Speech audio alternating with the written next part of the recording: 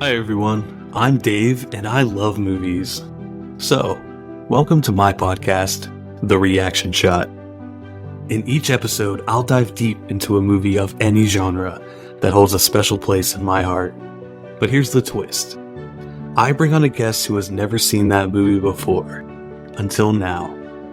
We discuss, dissect, and review from pre to post-production to behind-the-scenes stories and well into its impact on pop culture.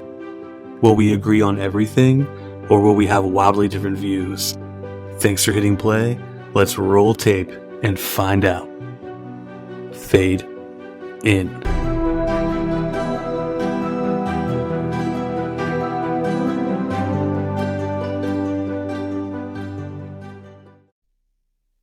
Hey everyone, welcome back to The Reaction Shot. I'm Dave, your host, and you are joining me on episode 16. It's crazy we've made it this far, and I'm having a great time continuously going.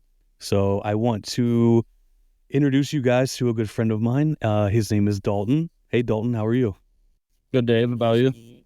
I'm doing well. Man, I'm really happy that you're doing this podcast with me. Finally, after 5 months in the making, something like that. No, yeah, we've been talking. We've been talking a long time about just me in general doing a podcast, and then of course you and I chatting about different podcast episodes we could do, and that brings me to the episode that we're doing, and that is actually Memento. So, Memento. What is your background with Memento, Dalton? Did you know anything about this movie? I mean, quick rundown, as you know, and I'm not a big Christopher Nolan guy. It might be a controversial take, but I have a weird relationship with his movies, other than the Batman movies, which that's another topic. But I've never heard of it. I believe it's one of his early ones, right? It's one of his first movies, I think. Yeah, this is actually his second feature film. Yeah. So I never even heard of it, but I thought it was a very interesting movie. So I mean, it was something different for sure. Yeah, awesome. So my background with Memento is the film came out in 2001, and I actually went to the Dennis Theater in Uptown Mount Lebanon. It is no longer there. I think the building is still there, but they've been trying to bring that theater back. But what that theater was when we were younger, when I was in school, they essentially had a lot of like art house cinema films, independent movies, things like that. So I had seen a trailer for this movie and was like, man, that movie looks pretty awesome.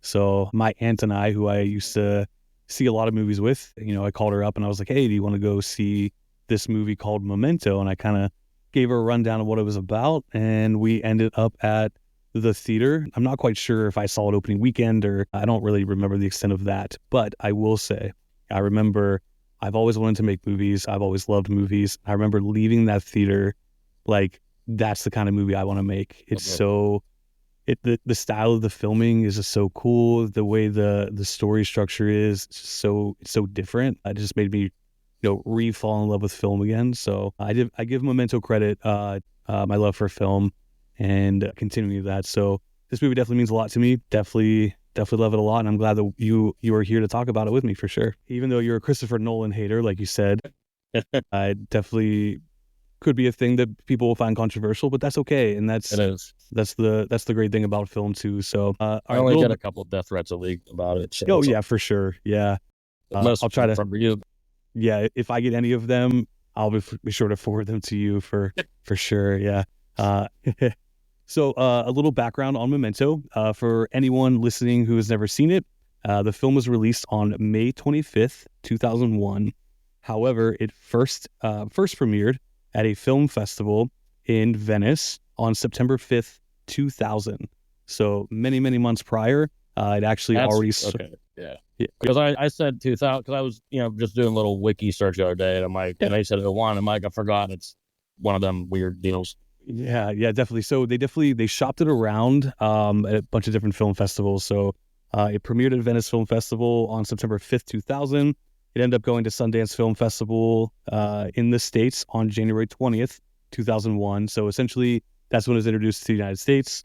And it officially premiered worldwide on May 25th, 2001.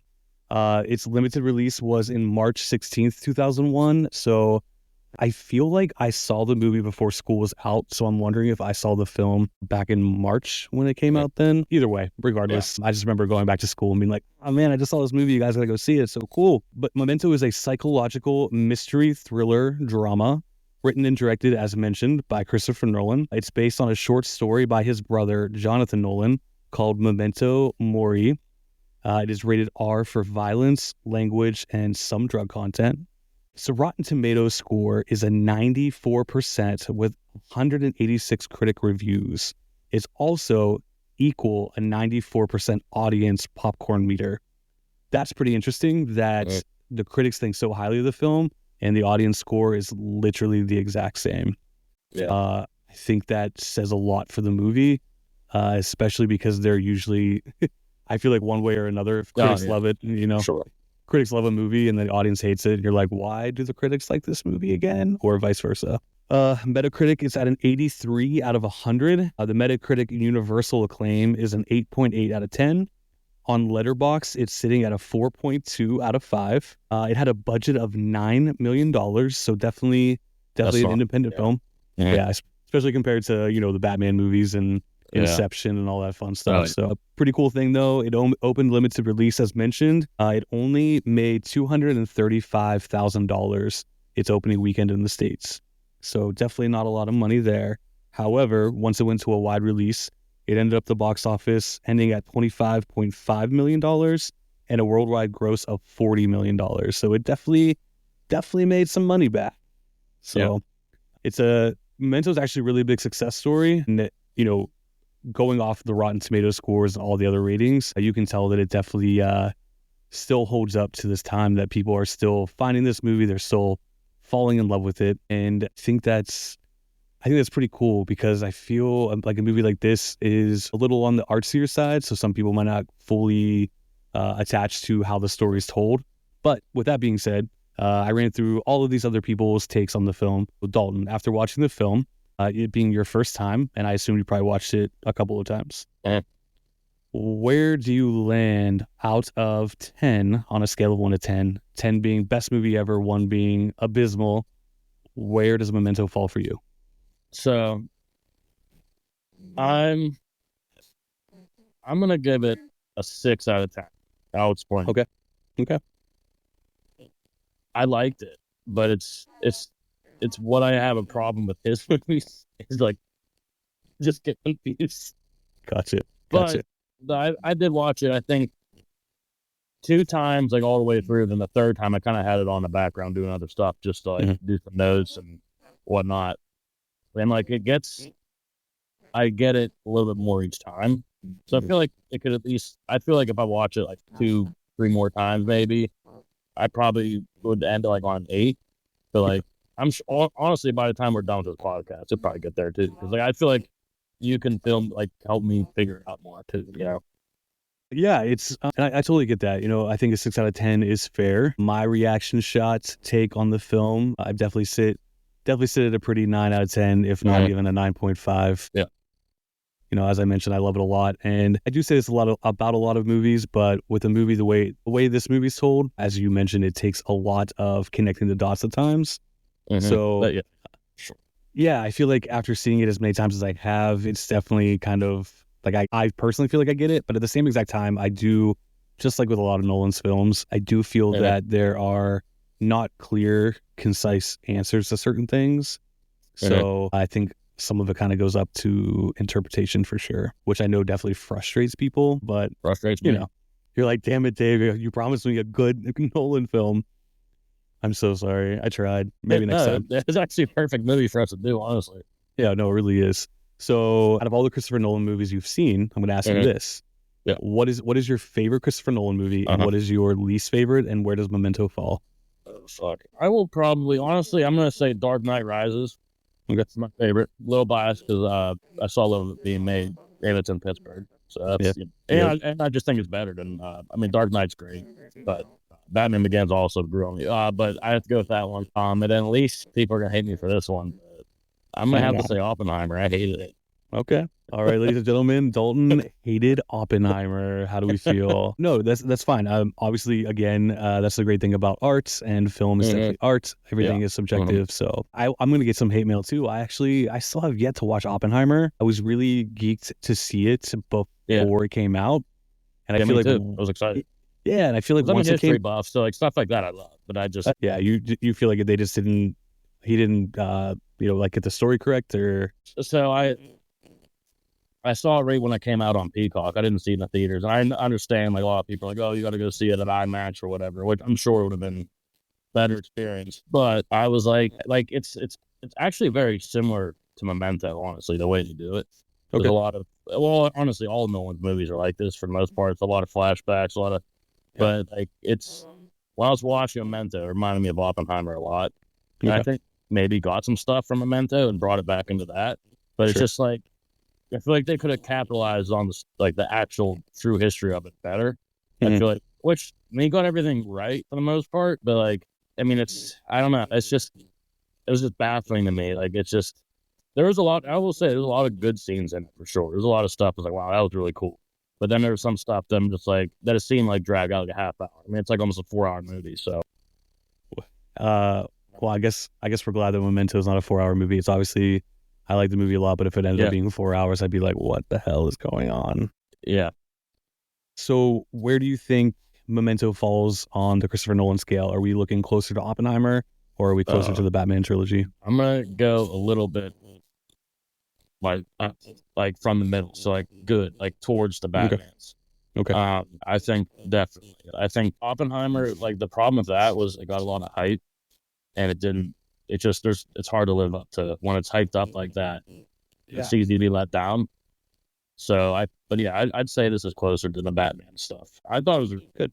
So something really cool with Memento also is it was considered culturally, historically, and aesthetically significant by the U.S. Library of Congress and was selected for preservation in the National Film Registry in 2017.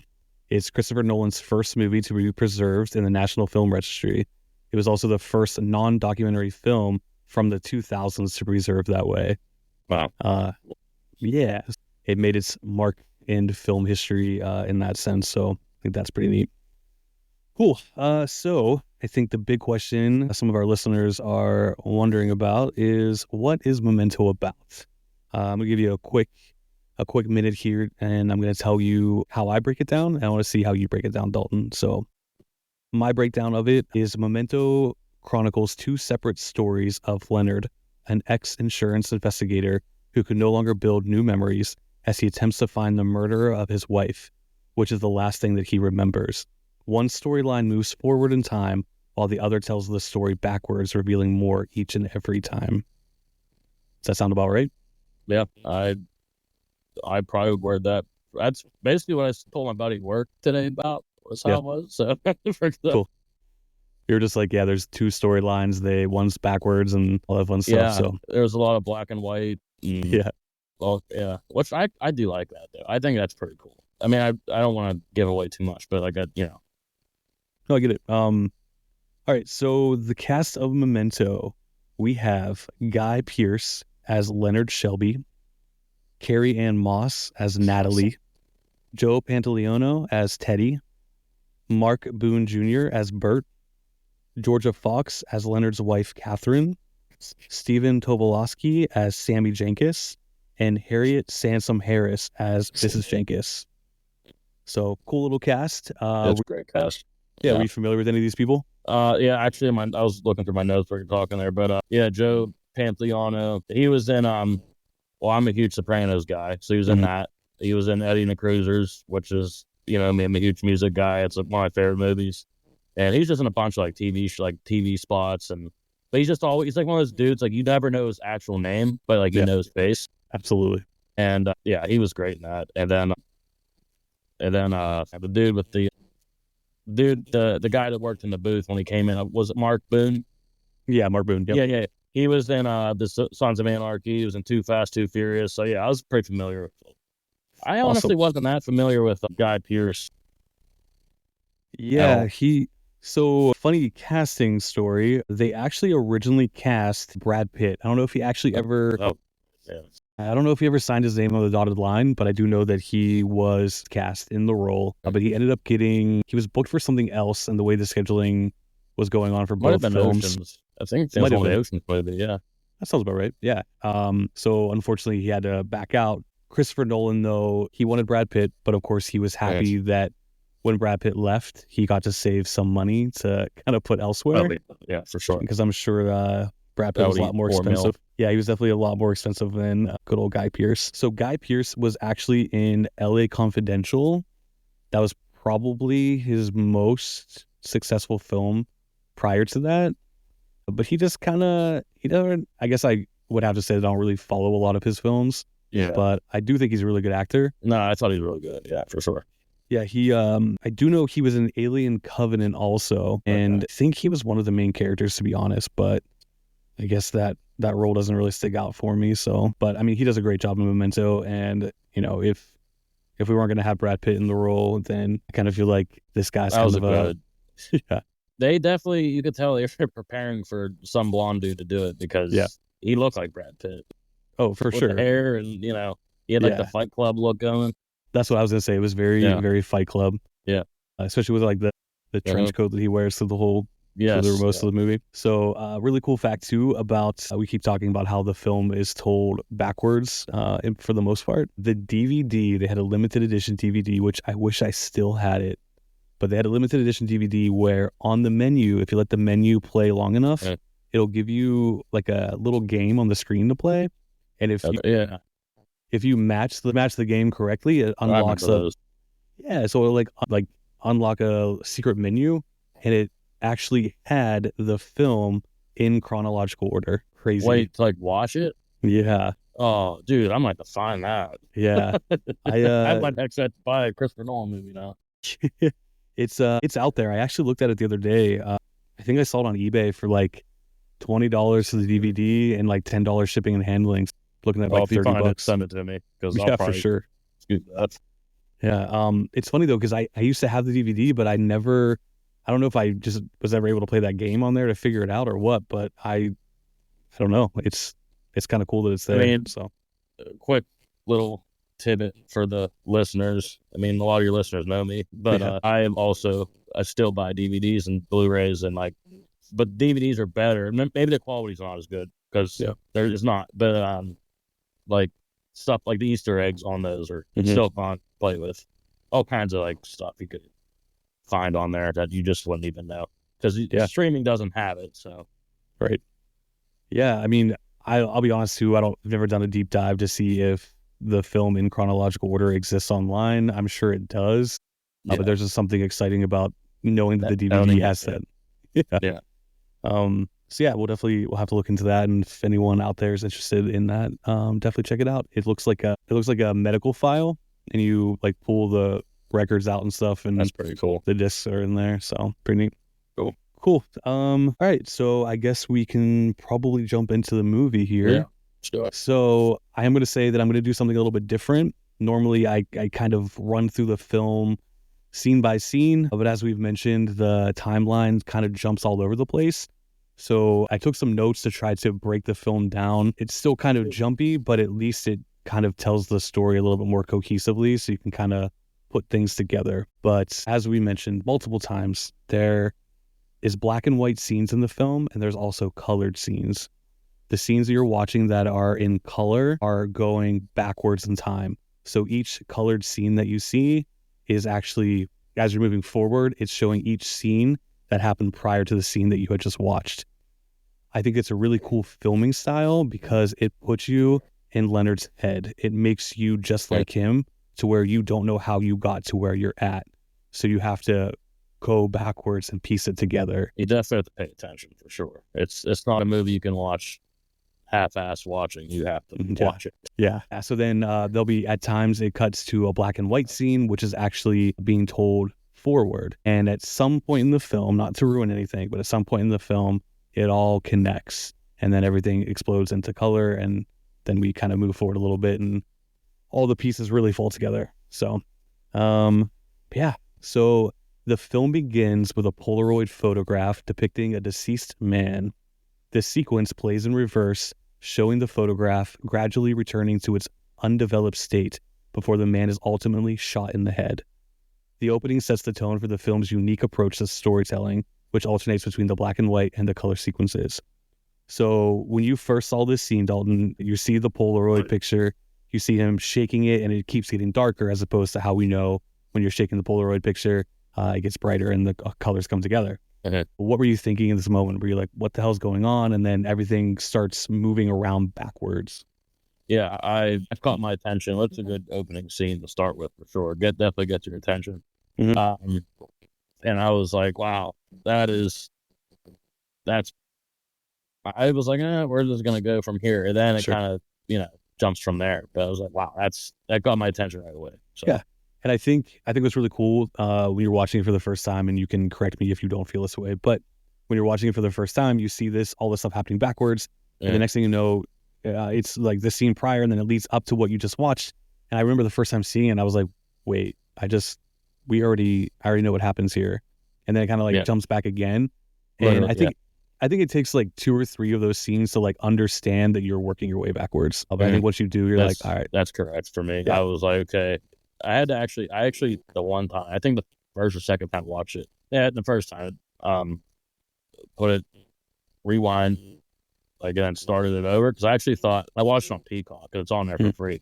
Yeah. And I was like, wait, is my internet go out? Like, what? Hold on, I'm glitching up here.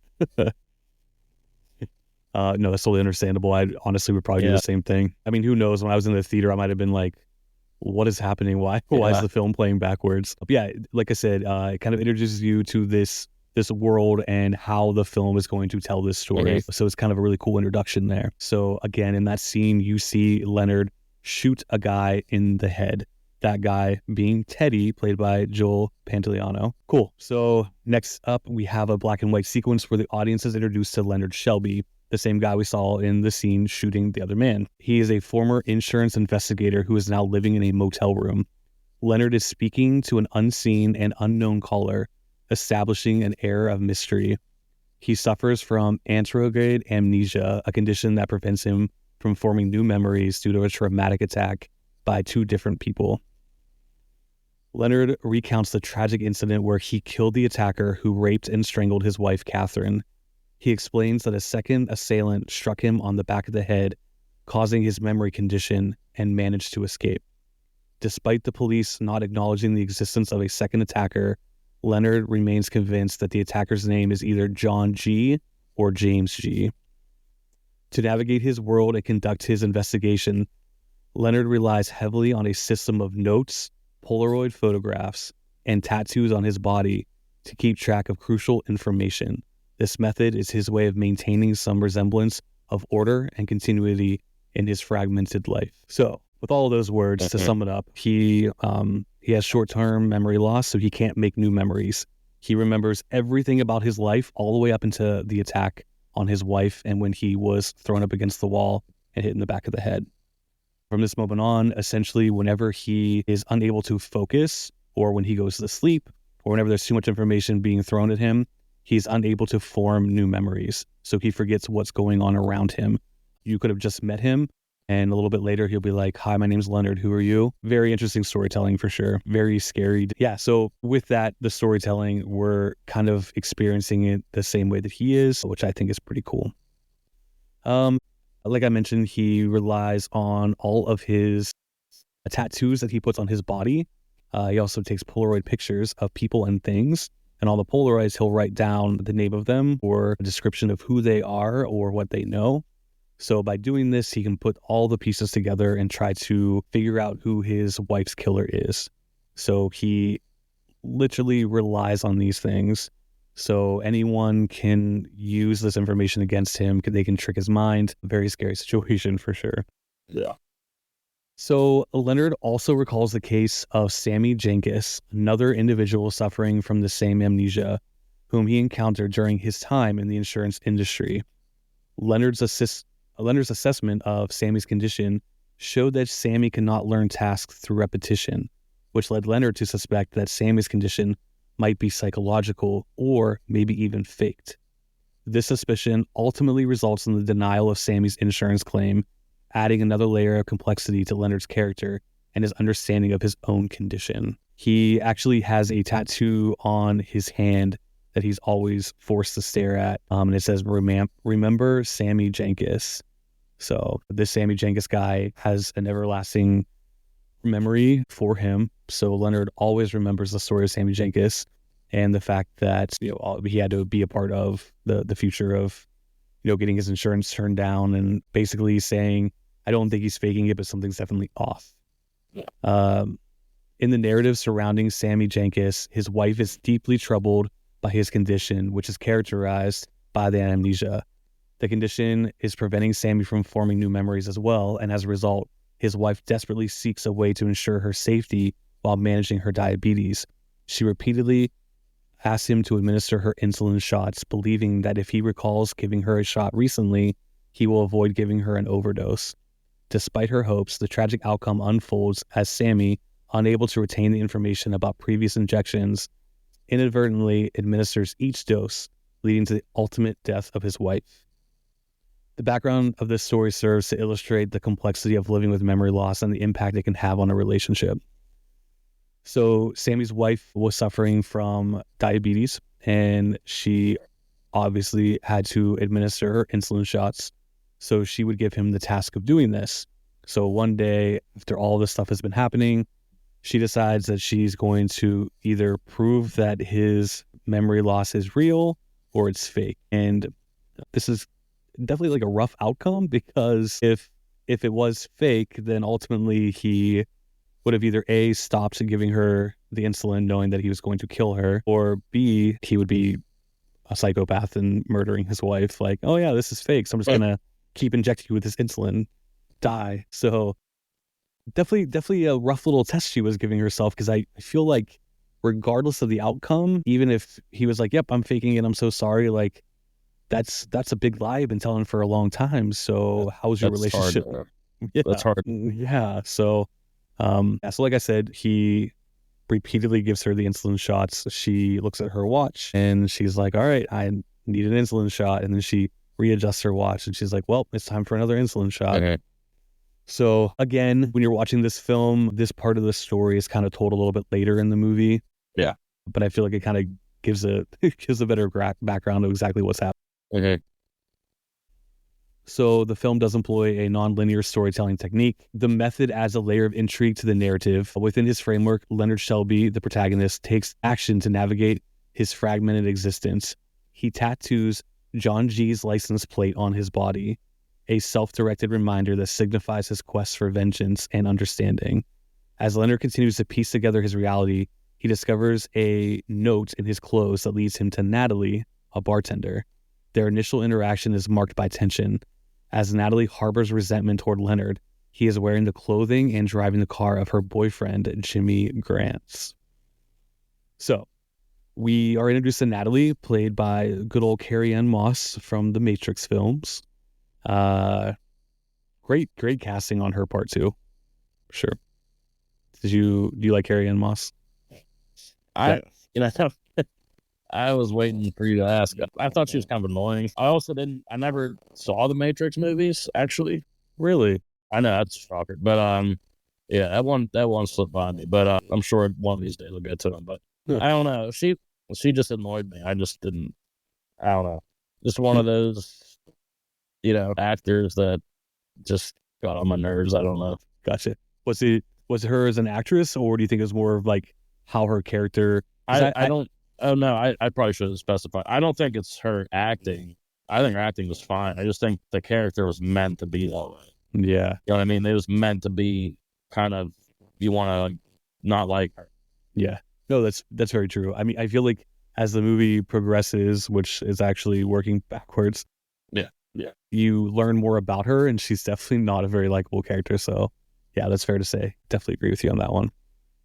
So their initial interaction is marked by tension because he is wearing someone else's clothing and driving a car that belonged to her boyfriend, Jimmy Grants. So at this moment in time, we don't know this. We don't know that fact. But even just me saying that out loud now, you could even ask yourself, okay, well, why is he driving her car and why is he wearing his clothes? So, well, as the story progresses, Natalie becomes aware of Leonard's amnesia and sees it as an opportunity to manipulate his condition for her own good.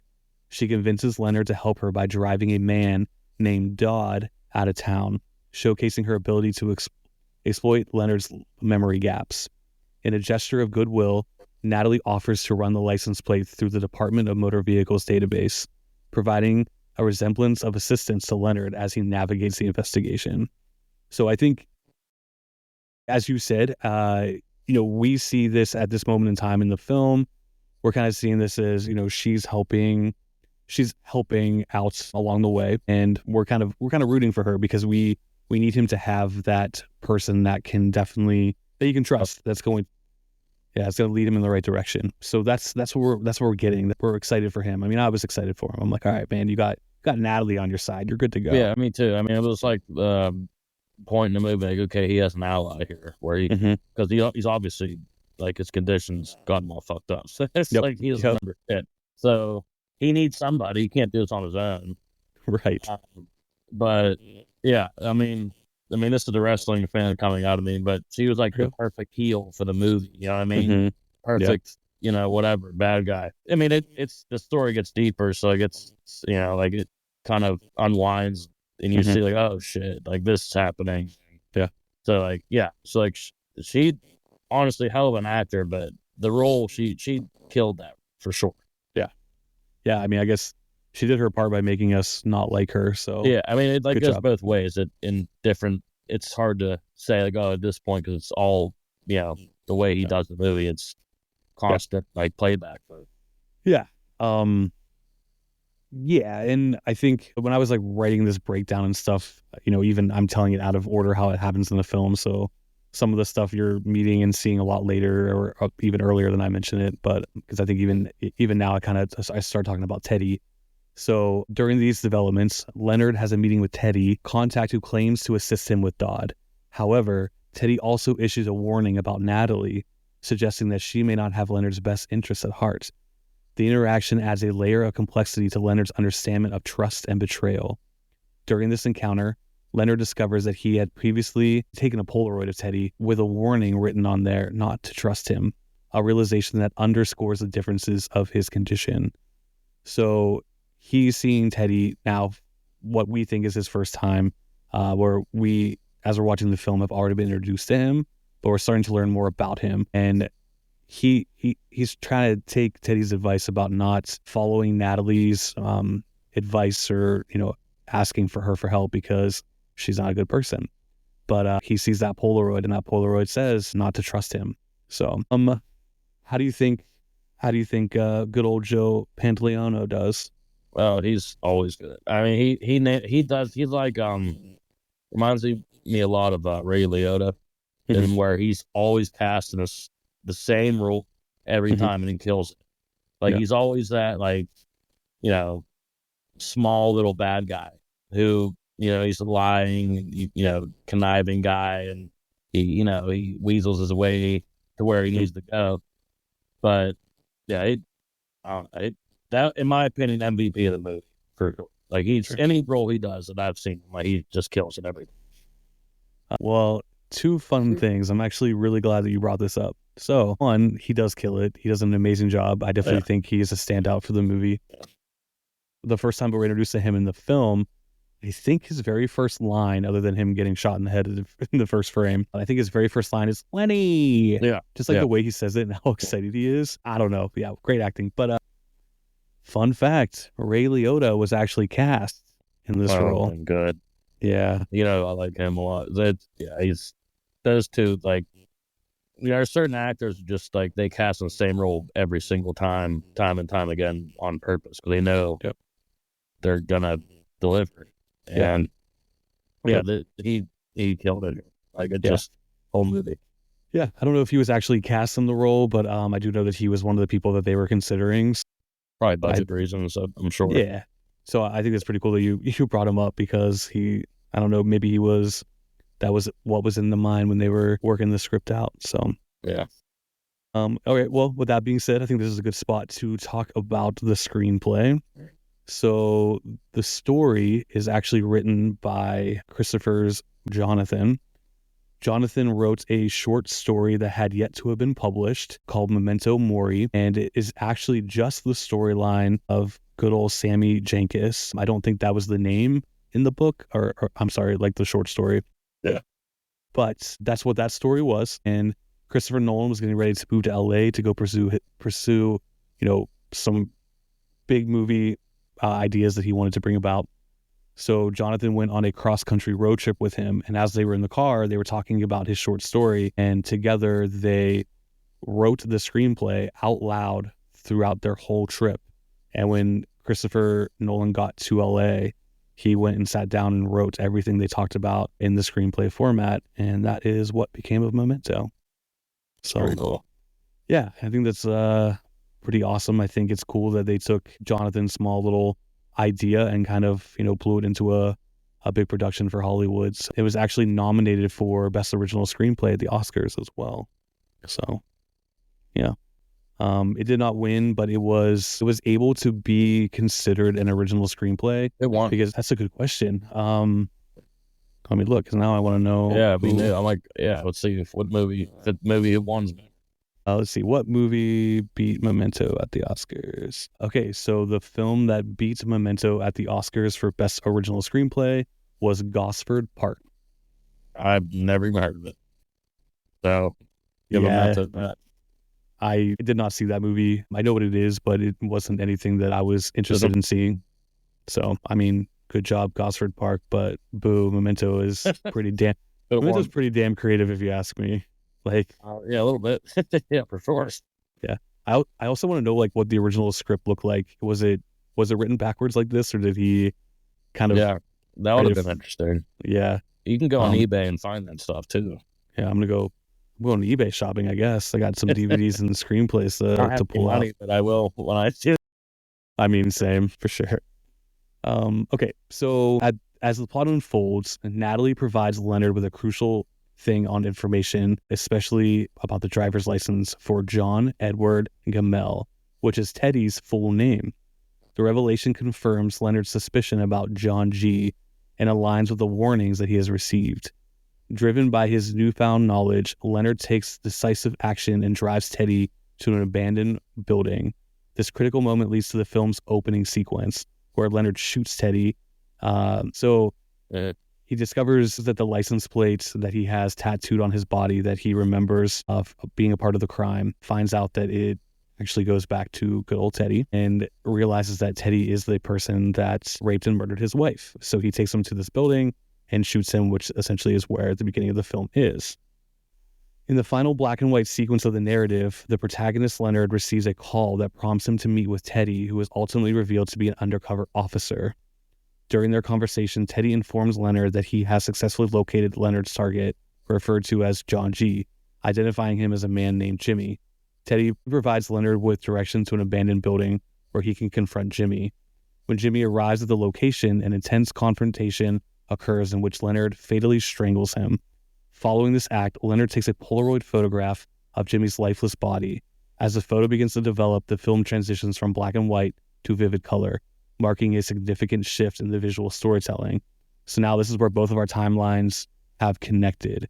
So at this point in time, we now see that he has already killed someone at the same exact abandoned warehouse, has murdered someone. He took a picture of it, and he, ultimately got the redemption and vengeance that he was looking for from the person who raped and murdered his wife.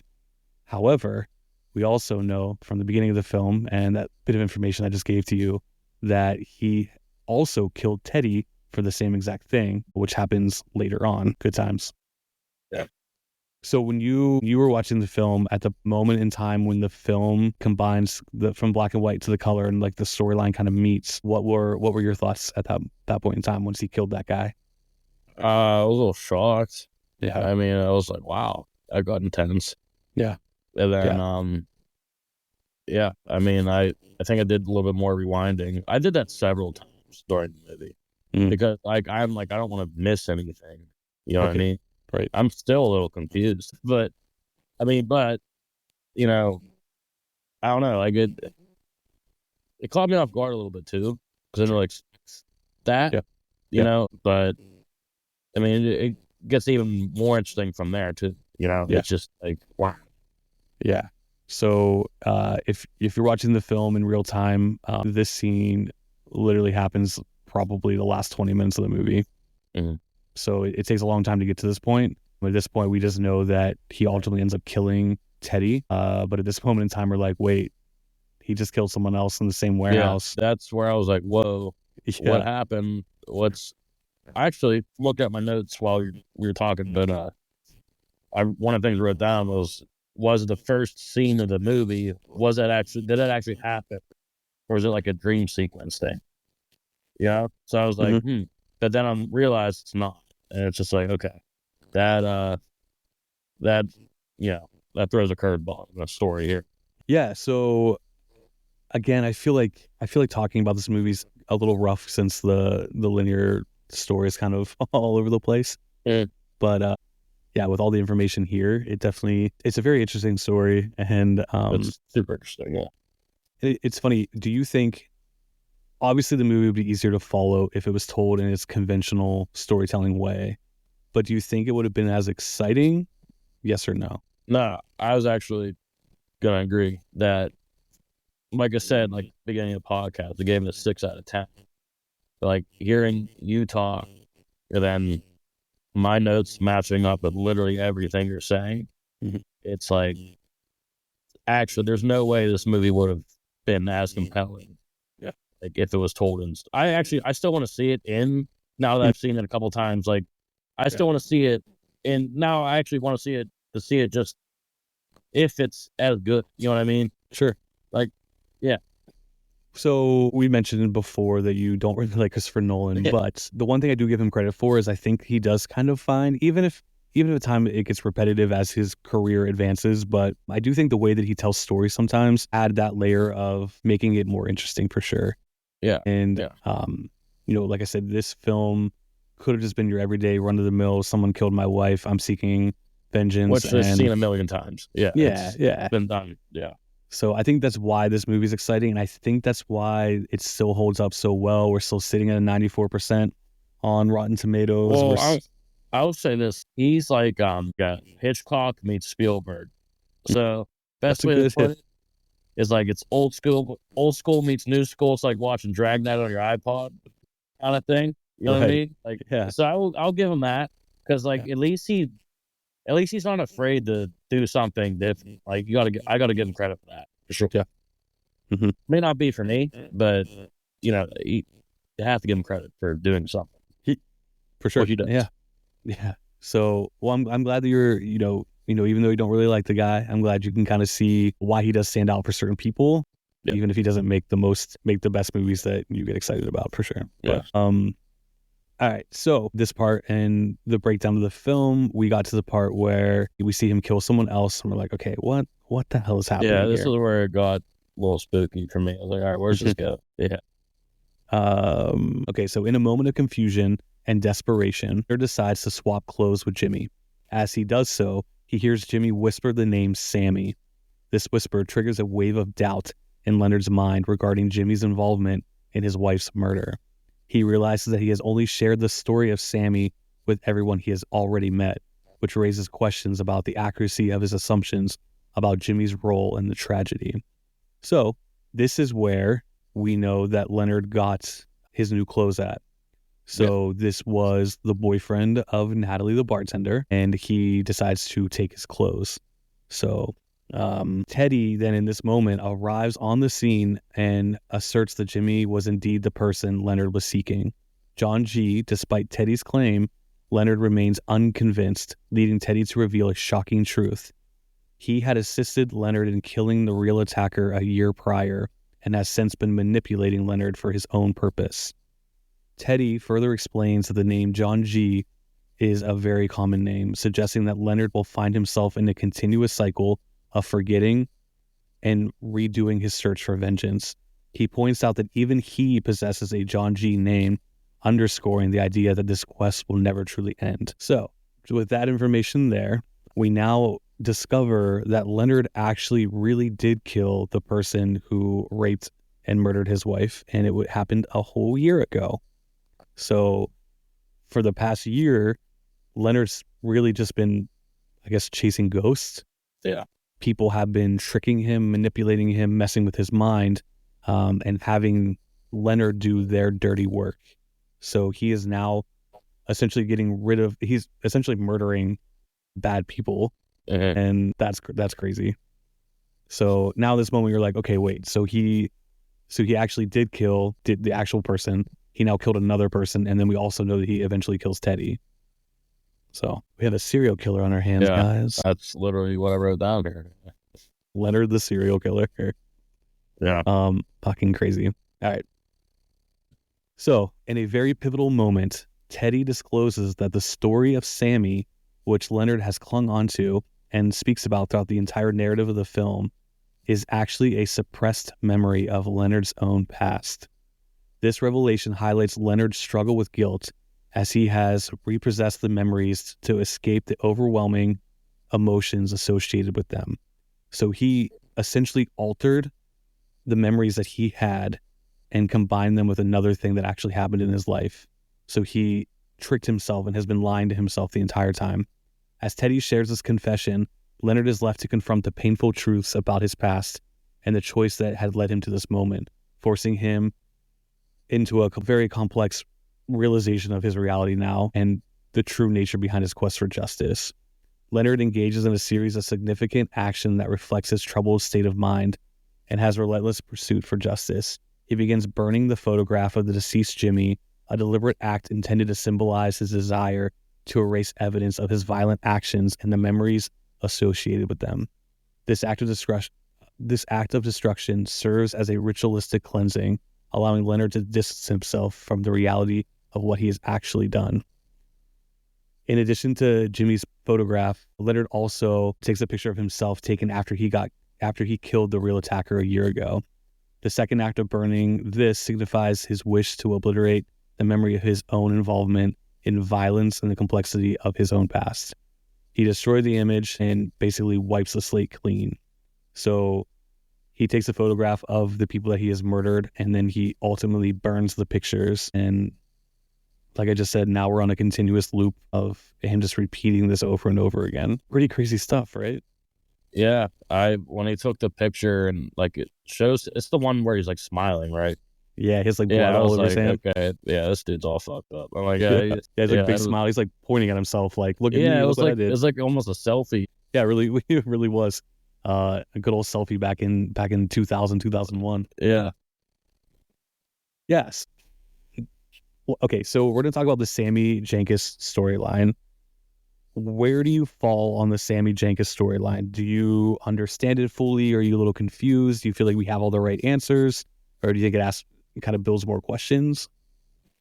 I mean, I still don't really understand it, but I mean, it gets clearer as the movie goes on. Mm-hmm. But like the whole time, like kind of like the more flashback scenes, I'm just getting more. I almost got more confused as the movie goes along, as to where usually it gets cleared up. Mm-hmm. And I was like, I don't know what's going on here. So on the flip of that, with the conversations we're having about chronological order versus the way it's told here, even though it wouldn't have been as compelling of a film, do you feel like the reason, like the fact that it's told in a non-linear fashion, do you think it makes it harder to like fully grasp and hold on to the information that you're getting? Like if it was told, bit. Yeah. I mean, for sure, but at the same time, I feel like it was almost designed, and maybe the movie didn't do as well initially box office is because they wanted you. I think maybe what he was trying to do is trying to get you to come back to see it again. Obviously, it didn't work initially. Then it kind of became like a cult classic, it seems like. But like, I feel like that's why. I feel like he did that on purpose. Yeah.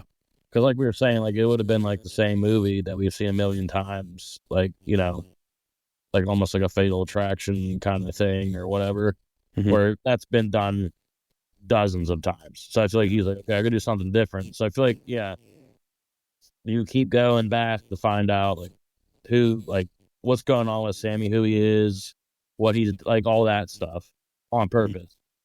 You know what I mean? Yep. Yeah, I It's think very clever for sure. Like there's no doubt. it is. And you mentioned earlier that when you're watching this movie, you definitely need to pay attention. Like it's not a movie it's not a movie you can watch for the first time, just put on in the background Yeah. or play No. on your phone, because you are given information in a completely different way. So I also said earlier, feel like you're kind of experiencing it the same way Leonard is too. So if you're not paying attention, you are missing out on getting the appropriate information that you Yeah. need, much like he does. So I think it's a really cool way to like interact with that main character. And one thing that is noticeable in the film as well, Christopher Nolan wants you to get inside Leonard's head. He wants you to feel like you are him. So whenever there are shots of Leonard, just Leonard on the screen, the camera is a lot closer to his face than any of the other actors. Well, I was gonna say that he on purpose talks really soft and really slow, so like you have to listen to him. He's not talking loud. He's not talking fast. Like you have to like almost lean in and be like, oh, what's he, so that you know that like get that tidbit of information every scene he's in. Yep. So back to my notes on the film. A lot of the other information I'm going to kind of fill in here. As he contemplates his next move after killing this guy, Leonard points to his chest, indicating where he plans to get a tattoo that will commemorate his successful revenge.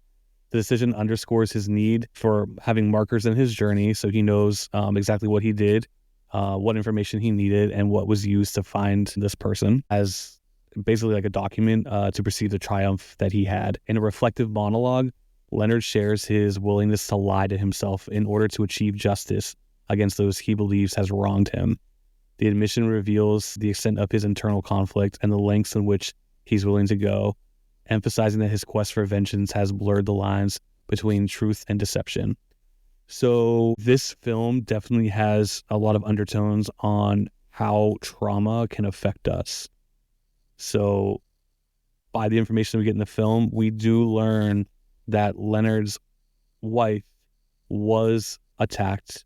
She was raped, but she was not murdered. That was something that he made up in his head. He is actually the one who murdered his wife because she is the one that had the diabetes and she is the one who needed the insulin shots. So he was the one that was giving her those shots. And after the attack, she was so messed up from everything that had been happening. That's when he lost his memory and all of that stuff. So she was upset with the way her life was. So she decided to test him because she didn't believe that his medical condition was what he said it was. So the insulin storyline was actually between the two of them, and he ends up killing her because he keeps giving her the shot because he actually has that medical condition. So that's actually how she dies. So when he remembers Sammy Jenkins, which is what his tattoo says on his hand, it is a way for him to always remember that Sammy Jenkins was a real person. So he created that memory for Sammy Jenkins. So Sammy Jenkins' story was just, he was committing insurance fraud. He pretended to have this head trauma and that he couldn't make new memories. So that's literally Sammy Jenkins' story. That's all the only only point that he served there. So Leonard's been lying to himself the entire movie, his entire life. And he took fragments of his own life and Sammy's and combined them for his own narrative. Crazy shit. For sure. There's actually a shot that comes later in the film in the black and white segment when we're seeing scenes of Sammy Jenkins in the hospital. He is sitting in a chair or a wheelchair, I forget, but we're kind of being told the story, but we're just like seeing things playing out about how he didn't believe that his wife was dead and he kept looking for her. And for a very quick flash, the scene switches and it's actually Leonard that's sitting in the chair and not Sammy Jenkins, but it's very, very quick, very Fight Club. Did you notice that? Yeah, that was pretty cool. It's it definitely reminded me of Fight Club. I think that was a cool little blink and you miss it type thing. But I think a lot of people get confused about the Sammy Jenkins storyline. I think when they see the film, that's the hardest part for them to grasp. Did you understand that part, or was that kind of where it was a little rough to? Yeah, I was a little confused for sure. Yeah. Yep. So basically, he's been telling himself all these lies, and in true life fashion, sometimes we have traumatic events happen and we kind of create our own truths about things, not even through trauma, just anything in general. So I think that's a really cool narrative and a way to be a part of Leonard's story. So at this moment in the film, there's a newfound focus on Teddy. We actually spend a lot of the time with Teddy throughout the movie. He's definitely one of the main characters for sure. Orders a tattoo of Teddy's license plate, symbolizing his determination to keep his target in mind. That choice highlights his growing suspicion of Teddy and his belief that the man may be a threat to him. So to further solidify his distrust, Leonard writes a note to himself stating that Teddy is not to be trusted. So they always end up getting to a point where Teddy has to tell him the truth. So at one point in time, Leonard decides to then write on his Polaroid not to believe his lies. So anytime Teddy tells him something, Leonard will look at his Polaroid and see that he's not supposed to believe anything he says. Thus, another reason why this just keeps going on and on as a big old cycle. Leonard's plan escalates as he resolves to mistake Teddy for John G. and intends to kill him, illustrating the dangerous path he's willing to tread in pursuit of what is perceived as justice. This decision showcases the extent of disorientation and the impact of his condition on judgment. Finally, Leonard drives off in Jimmy's car, a vehicle that now symbolizes his recent action and the choice he has made. As he navigates the road ahead, he feels a confident sense that, despite the lies that he does tell himself, he will maintain enough awareness to comprehend the consequences of his actions.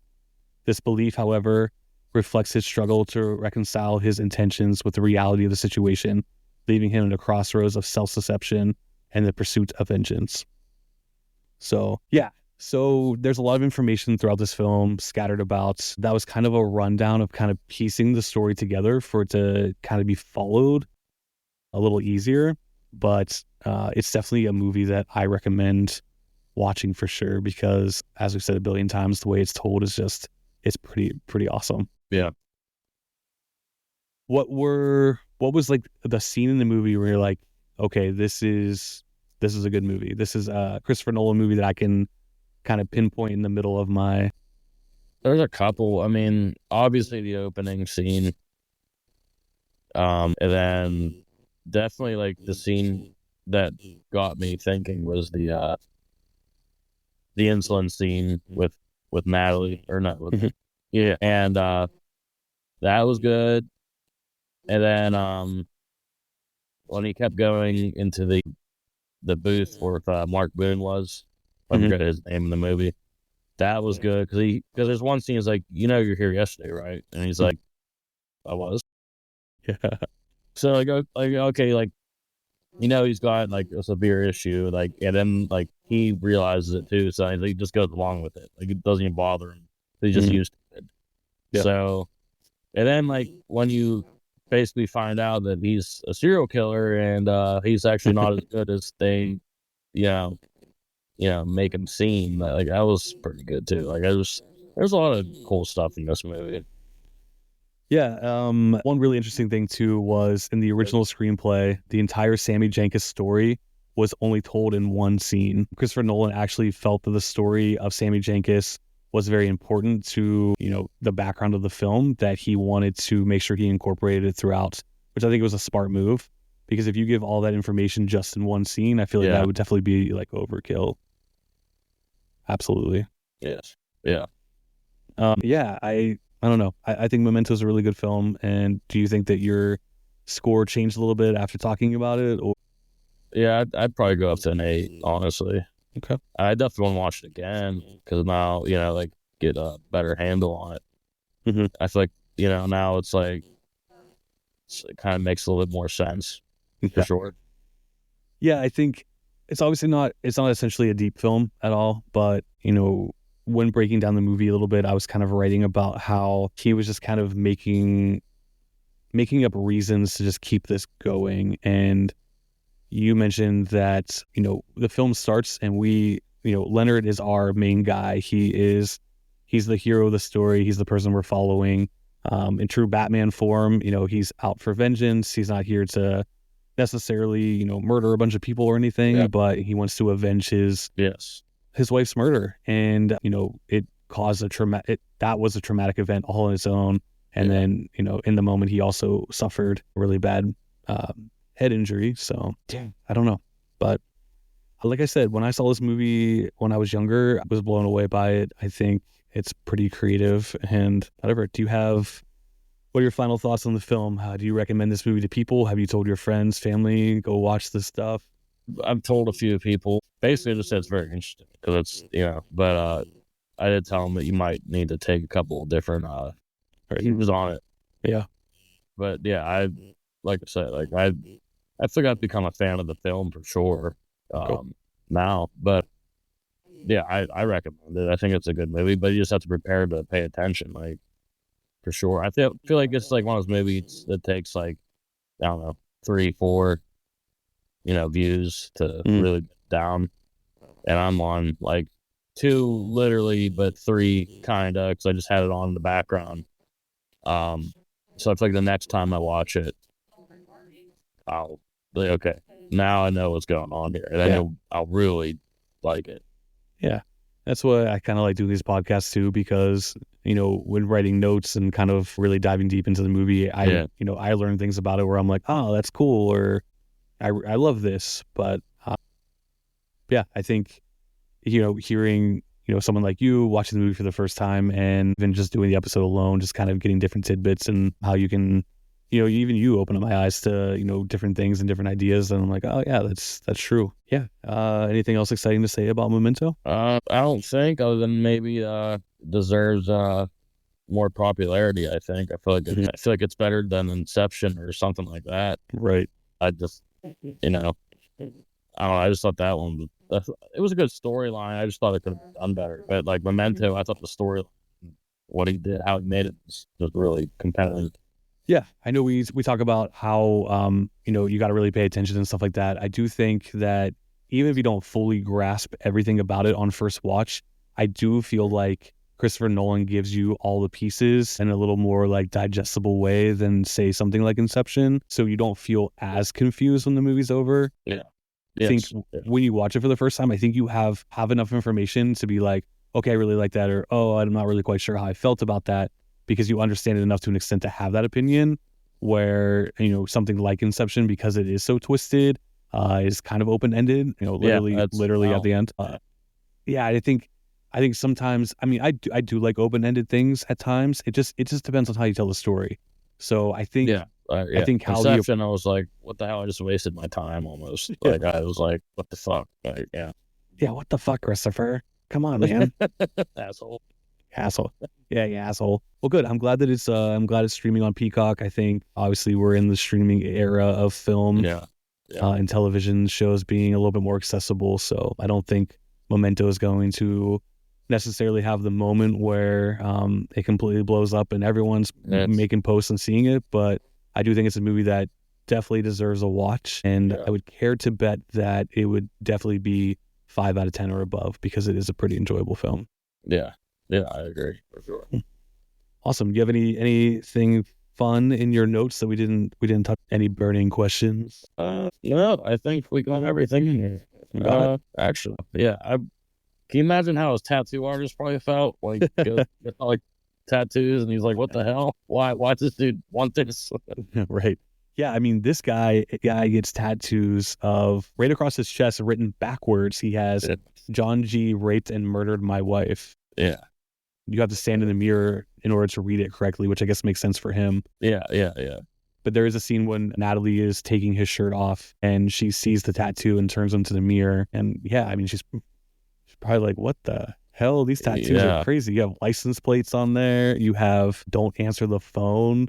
And of course, right when he realizes that he's been talking on the phone, he sees that tattoo and he's like, oh shit. Yeah. Yeah, I like how he goes to the tattoo parlor and gets the tattoos done. And then I also like how he makeshifts some of his own tattoos by breaking open an ink pen and using a needle. Like, that's old school. Yeah, super old school. So saying it. Closing scene where he slams on the brakes in the car when he sees a tattoo parlor too, and it just cuts. I thought that was a good way to end the movie. Oh yeah, for sure. Not to spoil the ending, but yeah. Well, there you go, guys. There's the ending. No need to watch the movie anymore. No, go watch the movie. Go on Peacock right now.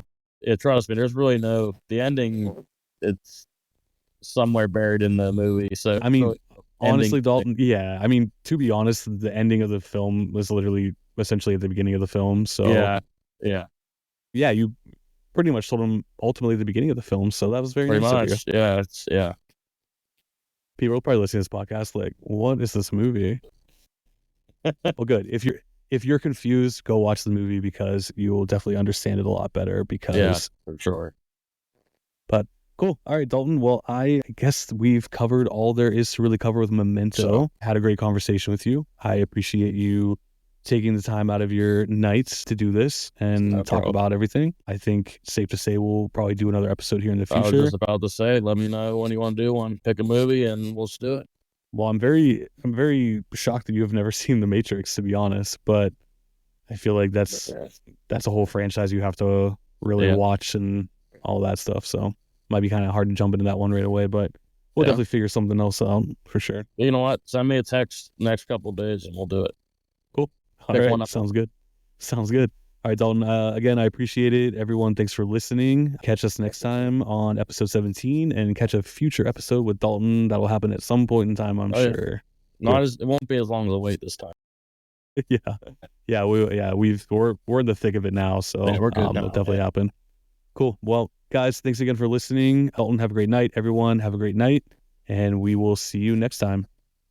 Thanks, guys. Cool. All right. Can I make sure this is stopping correctly?